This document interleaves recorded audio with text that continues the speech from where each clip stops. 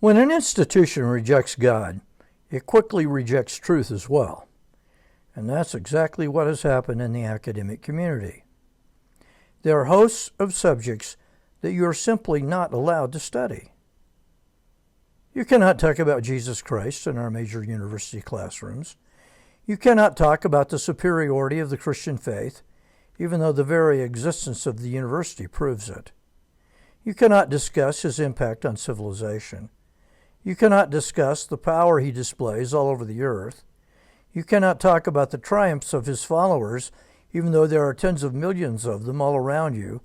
In fact, at the secular university where I taught, there were many thousands of students and some faculty and lots of staff who were serious Christians. You just cannot bring up their existence. But Christ is not alone in being rejected by the modern academy. Truth is hated as well. I have repeatedly said in my videos that the academic community in the West hates the God of the Bible, hates his people, and is generally anti-Christian. There are many college professors and researchers who do good work and are making a positive contribution to humanity. But usually when they deal with Christian-related themes, they're hostile. Take the case of Mark Regnerus, a professor of sociology at the University of Texas, Austin. Regnerus recounts his ordeal in a recent article in First Things. In 2012, he published research suggesting children in traditional heterosexual homes had better outcomes than children of homosexual couples. The firestorm was instantaneous. Harassment began immediately. His colleagues and administrators were group emailed, asking how they could tolerate his presence on the faculty. His wife was stalked on Facebook. Gutless administrators caved to the pressure.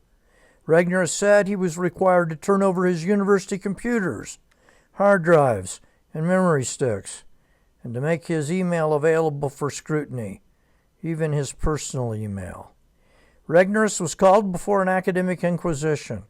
He was asked to defend his work.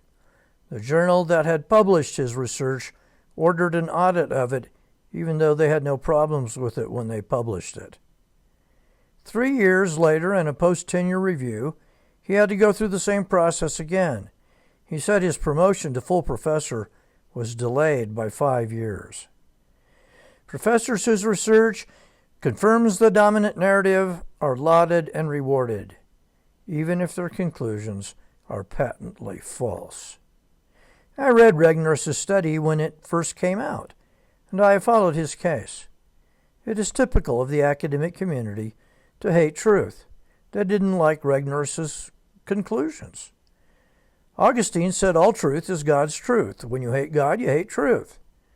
The academic community has been at war with God for more than 100 years. As I read Regnerus' article, I thought about a host of issues that I would like to see studied, but will never happen because the answer to the questions terrify the unbelievers who control our universities. Here are a dozen of them. Number 1, is the gay lifestyle destructive? What are the social science conclusions on gay suicide, gay disease, and a host of other social pathologies? Number 2, what is gay life expectancy? Does an active homosexual lifestyle reduce a man's life on earth? If so, by how much? It's impossible to find studies done on a topic that is of extreme importance. Number 3, are women different from men? In what ways are they different and why is it important?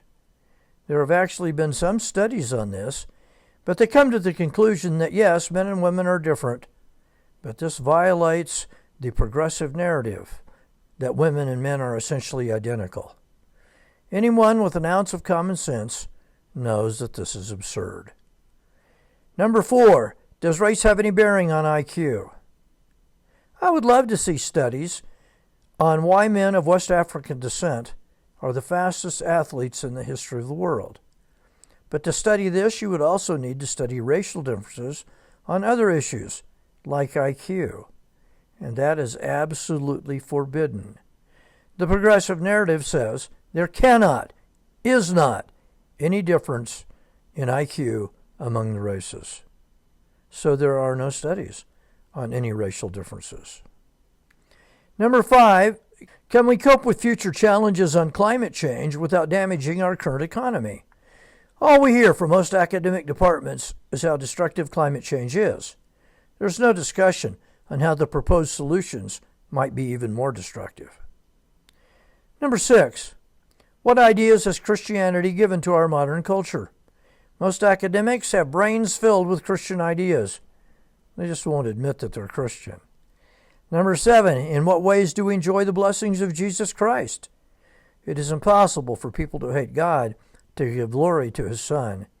Even though, as I've said to my students many times, every time you get up in the morning, you should give thanks to Jesus Christ for walking the earth, because every blessing you enjoy comes from Him. Number 8, are there any ways that we oppress the culture of America's Christians? How is this bigotry present in American society? Is the university itself guilty of bias? Number 9, what are the negative consequences of the sexual revolution? Are human relationships better than they were 75 years ago? If not, why not? Number 10, what are the negative consequences of feminism? Has the pressure for women's equality had fallout that harms women, children, families, even men? Number 11, is the traditional family the superior way to raise children? This was Regnerus' study, and you saw what his wrong conclusions got him.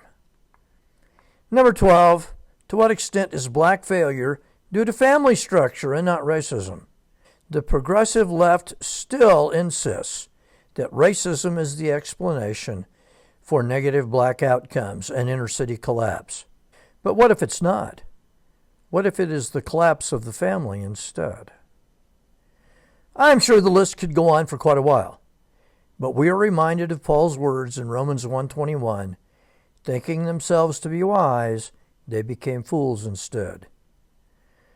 This is the new motto of many modern universities, and it is a perfect description of entire university departments and disciplines. We need to return to the truth of God, His Son, and His Word.